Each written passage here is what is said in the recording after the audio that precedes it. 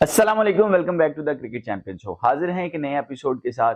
ज़का अशरफ ने रिजाइन कर दिया। ज़का अशरफ पीसीबी जो मैनेजिंग कमेटी थी उसके सरबराह थे, उसके चेयरमैन थे, चेयरपर्सन थे। फाइनली उन्होंने रिजाइन कर दिया। क्यों किया, उनके जो टेन्योर था उसके अंदर क्या क्या चीजें हुई, सारी डिटेल आज की वीडियो में शेयर करेंगे और बताएंगे कि अगले जो उम्मीदवार हैं पाकिस्तान क्रिकेट बोर्ड के चेयरमैन बनने के, वो टेम्परेरी बेस पे नहीं बल्कि इलेक्शन के साथ सेलेक्ट होके आएंगे, वो कौन कौन से होने वाले हैं। उनमें एक बड़े क्रिकेटर का भी नाम है।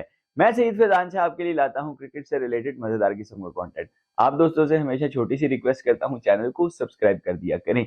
भाई साहब, सबसे पहले बड़ी खबर जो कि कल रात को हुई, कल पाकिस्तान की जो मैनेजिंग कमेटी है उसकी मीटिंग थी और ये मीटिंग 2 घंटे से भी ज्यादा देर चली, जिसके अंदर जो ज़का अशरफ हैं उन्होंने रिजाइन किया और कहते हैं जी एक जो उनका सपोर्टिंग टोला है, जो सपोर्टिंग ऐसे जर्नलिस्ट हैं जो उनको बड़ा प्रेज करते हैं ज़का अशरफ को, उनके बारे में उनकी जो ट्वीट्स थी वो ऐसी थी कि वो कह रहे थे कि जब उन्होंने रिजाइन किया तो बहुत से सीनियर लोगों ने कहा कि प्लीज आप मत जाएं, आपने बड़ा अच्छा काम किया है। जिसके ऊपर ज़का अशरफ साहब कहते हैं कि भाई काम तो मैं इज्जत से करना चाहता था, अगर इज्जत ही नहीं तो ओहदे का क्या फायदा। दूसरी जानिब वो लोग, वो जर्नलिस्ट जिनको ज़का अशरफ साहब ने प्रेस कॉन्फ्रेंस में आने तक के लिए बैन किया था, यानी उनमें कादर ख्वाजा हैं, इमरान सुहेल हैं और एक दो और लोग हैं ऐसे जर्नलिस्ट जो कि बड़े नामवर जर्नलिस्ट हैं, बड़े चैनल्स पे बैठते हैं।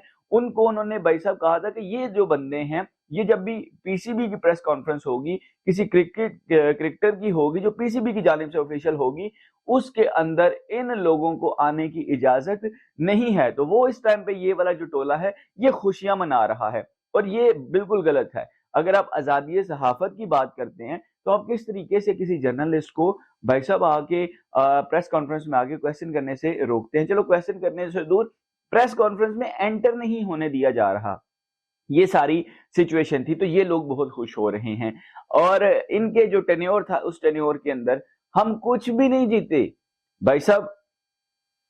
वर्ल्ड कप हम हारे, एशिया कप हम हारे, ऑस्ट्रेलिया से सीरीज हम हारे, न्यूजीलैंड से सीरीज हम हारे, हम कुछ भी नहीं जीते ज़का अशरफ के दौर में। और इस दौर में जो सबसे बड़ी डेवलपमेंट हुई थी वो बाबर आजम को निकालने की हुई है कि बाबर आजम की कप्तानी छीनो, जिससे परफॉर्मेंस नहीं होगी ये दूसरा सरफराज अहमद बना दिया जाएगा, इसको टीम से साइड लाइन करा दिया जाएगा। लेकिन उसके बाद इज्जत देने वाली जात अल्लाह ताला की जात है। अल्लाह की जात ने बाबर को इज्जत दी, उसने रन किए हैं और बल्ले से इन लोगों के मुंह बंद कर दिए हैं। वो हालांकि उसका नंबर भी चेंज किया गया, उसको ओपनिंग से भी हटाया गया। अब पता नहीं वो ईगो फैक्टर था, चेयरमैन साहब ये चाहते थे।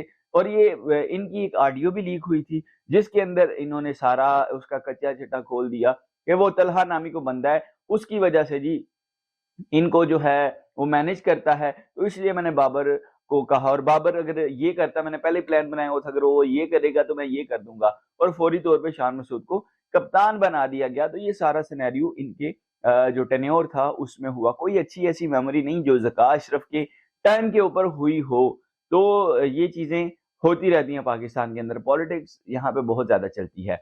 वैसे 4 फरवरी तक इनका टाइम था। अब मेरे ख्याल से जो नई आएगी कमेटी या नया चेयरमैन आएगा तो मेरे ख्याल से वहाब रियाज की छुट्टी होने वाली है, मोहम्मद हफीज की भी छुट्टी होने वाली है, तो कोचिंग स्टाफ भी हमारा टोटली चेंज होने वाला है। उसके बाद जो नॉमिनेटेड बंदे हैं जिनमें एक क्रिकेटर भी शामिल हैं जो कि हो सकते हैं इसके उम्मीदवार इलेक्शन के अंदर आके, एक बड़ा नाम, सबसे बड़ा नाम जिसकी जाती तौर पे मुझे खुशी है वो है राशिद लतीफ का। राशिद लतीफ बहुत अच्छा क्रिकेटिंग ब्रेन है और उनके ऊपर कोई ऐसी बात भी नहीं है, यानी जैसे कि सलमान भट्ट के ऊपर स्पॉट फिक्सिंग का था। है उनकी सजा तो वो भुगत चुके हैं, लेकिन वो उसमें टेंटेड प्लेयर है ना, तो टेंटेड प्लेयर भी नहीं है, एक अच्छा रिस्पेक्टेबल है और क्रिकेट को समझते हैं और बड़ी बारीकी से उस चीजों को देखते हैं। कोचिंग का भी एक्सपीरियंस रखते हैं, दूसरे मुल्कों में जाके कोचिंग कर चुके हैं। तो एक अच्छा कंटेंडर है मेरी नजर में राशिद लतीफ।